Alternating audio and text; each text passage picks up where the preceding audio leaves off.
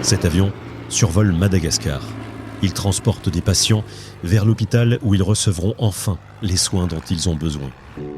Depuis 1946, la Mission Aviation Fellowship, la MAF, se rend dans les endroits les plus isolés, comme au Sud-Soudan ou en Papouasie-Nouvelle-Guinée, pour apporter de l'aide humanitaire et annoncer l'Évangile aux communautés les plus reculées. Aujourd'hui, la MAF recherche des pilotes missionnaires prêts à partir sur le terrain. Si vous êtes pilote, nous avons besoin de vous. Autrement, vous pouvez aussi soutenir notre mission en faisant un don sur maf-france.org. Merci.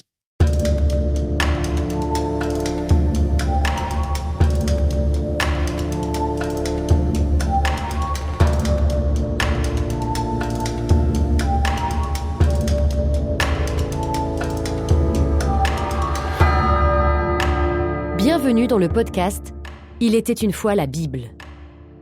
Ce podcast, c'est la rencontre de deux passions. YouPray, l'application audio qui accompagne votre vie spirituelle quotidienne, et Bibliapédia, l'association qui cherche à faire connaître et aimer la Bible. Ensemble, nous avons conçu ce podcast inédit qui vous raconte, épisode après épisode, l'histoire passionnante du livre le plus célèbre au monde. Épisode 13, Abraham et l'alliance bilatérale. Bonjour à tous.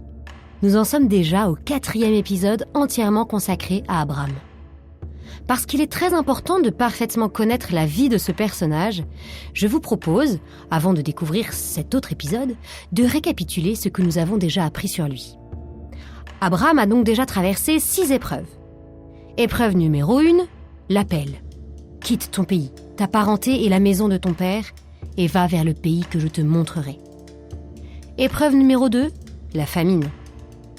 Épreuve numéro 3, l'enlèvement de Saraï. Épreuve numéro 4, la séparation avec Lot. Épreuve numéro 5, la guerre des rois, avec le mystérieux Melchisédek. S'ensuit une première alliance, l'alliance unilatérale, au chapitre 15 de la Genèse, à la suite de l'acte de foi d'Abraham. Abraham eut foi dans le Seigneur, et le Seigneur estima qu'il était juste. Et enfin, épreuve 6, la naissance d'Ismaël. Dieu entend en hébreu, alors qu'Abraham a déjà 86 ans.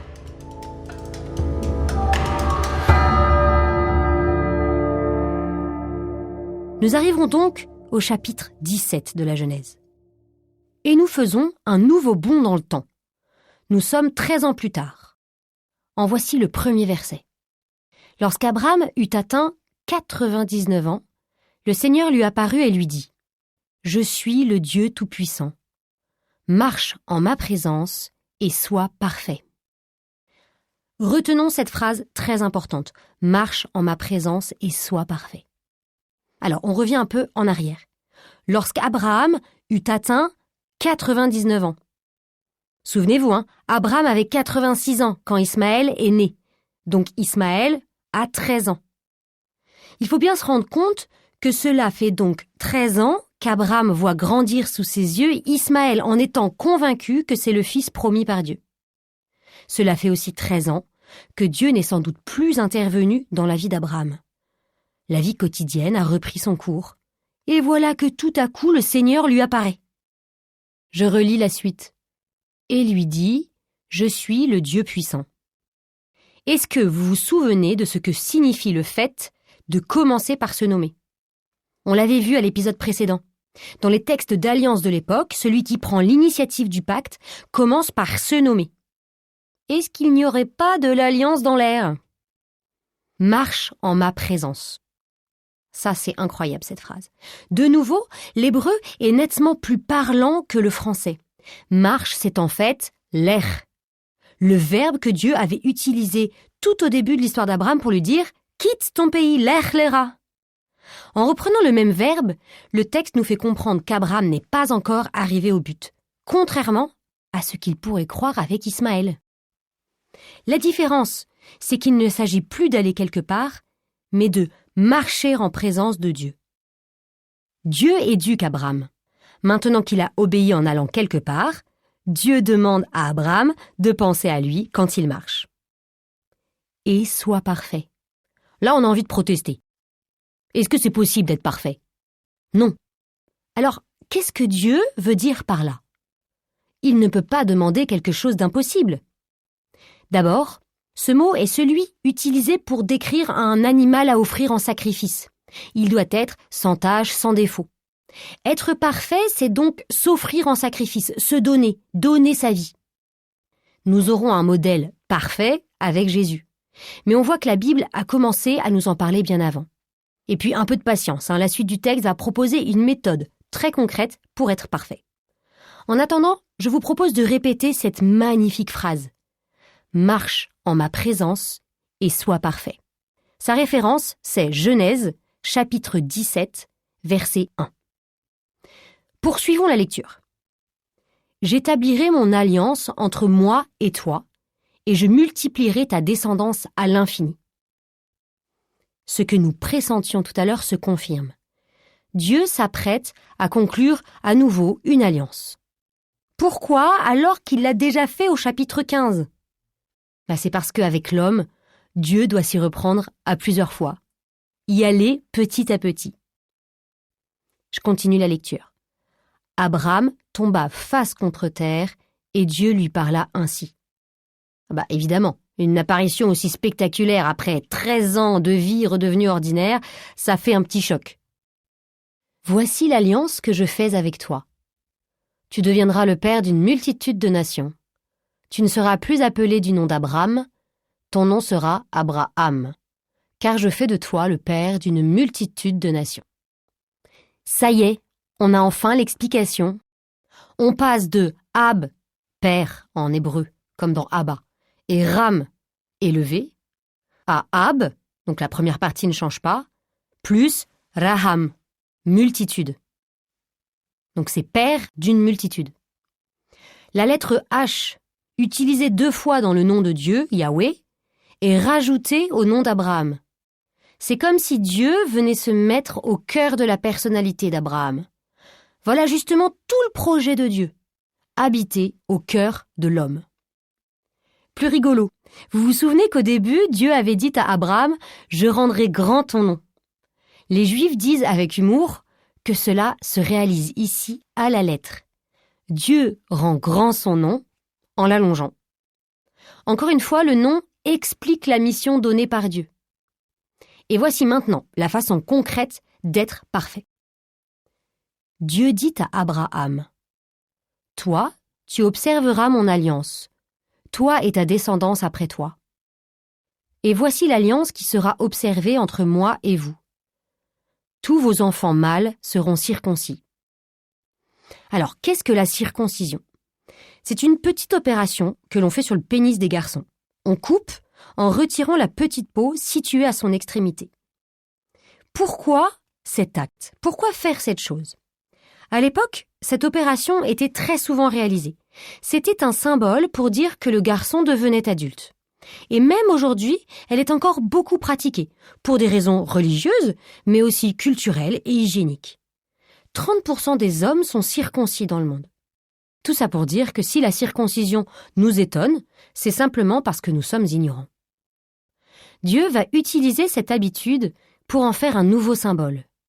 Le symbole de l'alliance qu'il passe avec Abraham. Pour les Juifs, la circoncision est le premier commandement. Mais en quoi symbolise-t-elle bien l'alliance ? Est-ce qu'on peut effacer une circoncision ? A priori non. Cela montre qu'Abraham et sa famille concluent une alliance qu'on ne peut pas annuler. Je continue. Dieu dit encore à Abraham, « Sarai, ta femme, tu ne l'appelleras plus du nom de Sarai. Désormais, son nom est Sarah, c'est-à-dire princesse. » Comme Abraham, Sarai voit son nom changer. Cela montre que Dieu veut les associer tous les deux à la mission donnée initialement à Abraham. Mais alors, pourquoi Dieu s'adresse-t-il à Abraham et non directement à Sarai ? En fait, c'est peut-être la façon dont Abraham considère Sarai que Dieu veut changer. En effet, Sarai voulait dire « ma princesse ». Qu'est-ce que ça change ?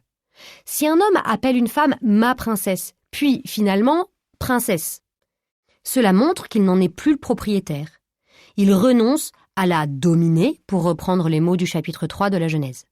En hébreu, un H est ajouté à la fin de son nom. Dans quel autre nom on trouve la lettre H ? Eh bien oui, dans le nom de Dieu, dans le tétragramme. Et Dieu avait déjà ajouté un H dans un autre prénom, dans celui d'Abraham. Les deux époux ont désormais chacun un des H de Dieu dans leur nom. C'est-à-dire que le nom de Dieu et son projet ne seront bien écrits que si Abraham et Sarah le font ensemble. On passe à la suite. Je la bénirai. D'elle aussi je te donnerai un fils. Elle sera à l'origine de nations. D'elle proviendront les rois de plusieurs peuples. Donc ce n'est pas tout. Non seulement Sarah reçoit un nom nouveau comme Abraham, mais Dieu lui dit que c'est d'elle que naîtra le fils de la promesse. Combien d'interprétations fausses dans l'esprit d'Abraham et de Sarah pour en arriver enfin à comprendre ce que Dieu répétait depuis le début. L'enfant de la promesse n'est ni Lot le neveu, ni Éliézer le serviteur, ni Ismaël l'enfant d'Agar, mais littéralement le fils d'Abraham et de Sarah. Dans notre vie aussi, Dieu nous indique parfois des chemins tellement incroyables que nous ne les prenons pas. Là, comme il n'y a plus d'autre façon de comprendre la parole de Dieu que, littéralement, Abraham reçoit la nouvelle de plein fouet. Boum !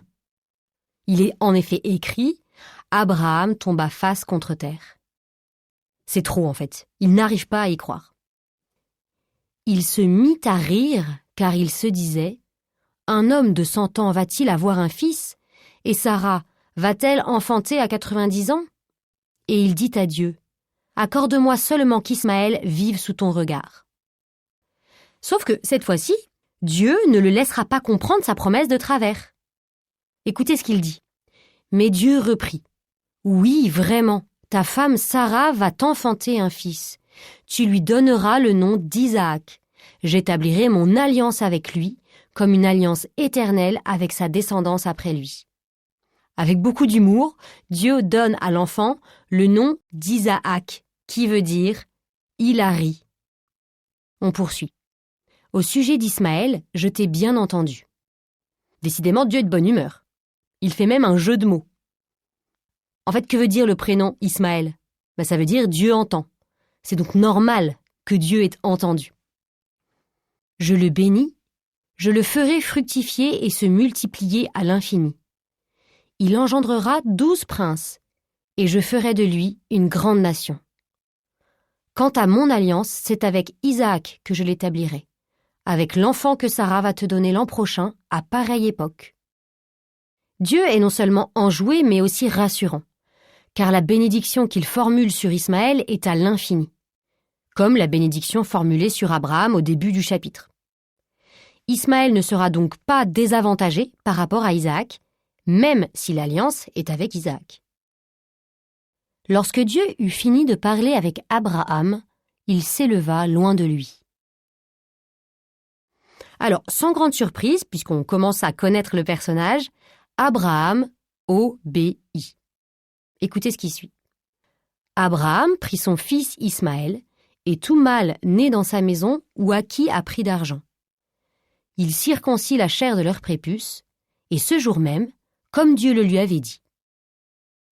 Alors, pour finir, quelle est la nouveauté de cette alliance par rapport à celle que Dieu a faite au chapitre 15 ?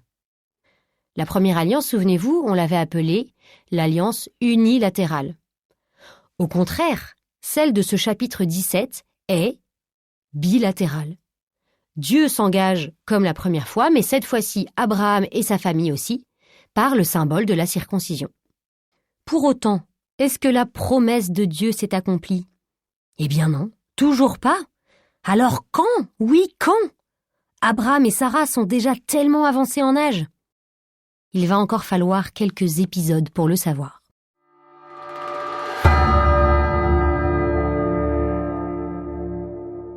Merci d'avoir écouté cet épisode jusqu'au bout. Si ce podcast vous plaît, n'hésitez pas à nous le dire en mettant le plus d'étoiles possible et à vous abonner pour être notifié du prochain épisode. À très bientôt.